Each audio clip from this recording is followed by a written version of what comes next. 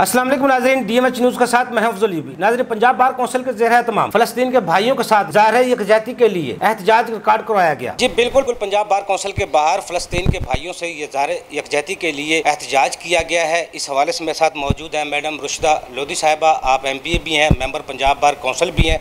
Madam, ये आज का जो एहतजाज था पंजाब बार कौंसिल का, क्या पैगाम देना? पंजाब बार कौंसिल और लॉयर कम्युनिटी अपने फ़लस्तीनी बहन भाइयों के साथ खड़ी है और मैं ये समझती हूँ कि इसराइल की ये जो सफाकियत है और जारहाना जो रद्द अमल है वो अब सिर्फ फ़लस्तीन या गज़ा तक महदूद नहीं रह गया, बल्कि ये अब अगले मुल्कों में लबनान और मज़ीद दीगर ममालिक तक फैलता चला जा रहा है। और इसराइल जो है इस वक्त हमारे बरसगीर के खित्ते के अंदर एक जारहियत की अलामत है, सफाकाना उसका रवैया है। इसका तदारुक करने की बहुत ज़्यादा ज़रूरत है और इस वक्त UNO को चाहिए कि वो इसके अंदर अपना रोल प्ले करे। हमारी पाकिस्तानी गवर्नमेंट और बार काउंसिल और लॉयर्स कम्युनिटी अपने फ़लस्तीनी बहन भाइयों के साथ खड़ी है और आज एक साल इस सफाकियत को जो है मुकम्मल हो गया। और मैं ये समझती हूँ कि हम समझते थे कि जब इंटरफेरेंस होगी, एहतजाज होगा तो ये सिलसिला कम हो जाएगा, लेकिन ये सिलसिला कम होने की बजाय बढ़ता चला जा रहा है। लिहाजा इस मामले को बहुत ज़्यादा हसासियत और बड़ी ही बारीक बीनी के साथ देखने की ज़रूरत है कि इस सारे मामले को, इस जुल्म व तशद्दुद और जबर को